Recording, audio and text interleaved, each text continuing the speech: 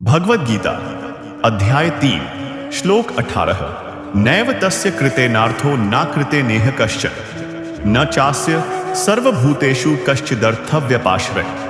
ऐसी मुक्त आत्माओं को अपने कर्तव्य का पालन करने या उनसे विमुख होने से कुछ पाना या खोना नहीं होता और न ही उन्हें अपनी निजी आवश्यकताओं की पूर्ति के लिए अन्य जीवों पर निर्भर रहने की आवश्यकता होती है। कमेंट्री।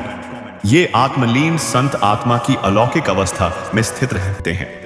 उनके सभी कर्म लोकातीत और भगवान की सेवा के लिए होते हैं। अतः सांसारिक मनुष्यों के लिए वर्णाश्रम धर्म के आधार पर निर्धारित कर्तव्यों का पालन करना उनके लिए अनिवार्य नहीं होता। यहां कर्म और भक्ति में भेद जानना आवश्यक है।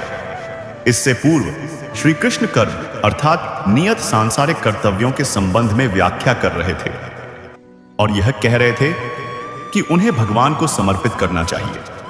यह मन की शुद्धि और उसे सांसारिक विकारों से ऊपर उठने में सहायता करता है, किंतु आत्मलीन जीवात्मा पहले ही भगवान में विलीन होकर मन को शुद्ध कर चुकी होती है।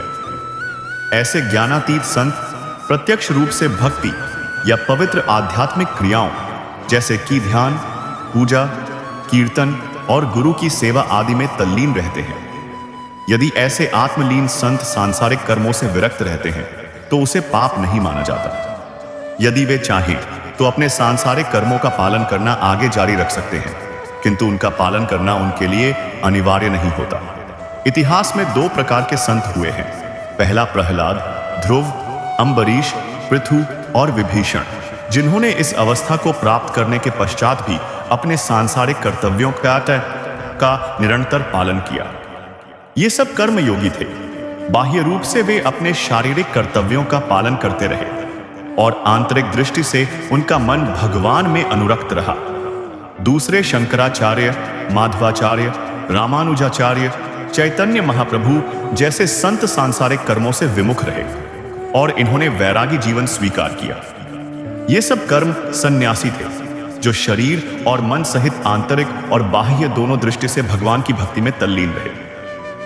इस श्लोक में श्री कृष्ण अर्जुन को समझा रहे हैं कि भगवत प्राप्त संत के लिए दोनों विकल्प होते हैं। अब अगले श्लोक में श्री कृष्ण यह स्पष्ट करेंगे कि वह अर्जुन के लिए इनमें से कौन से विकल्प का चयन करने का सुझाव देंगे।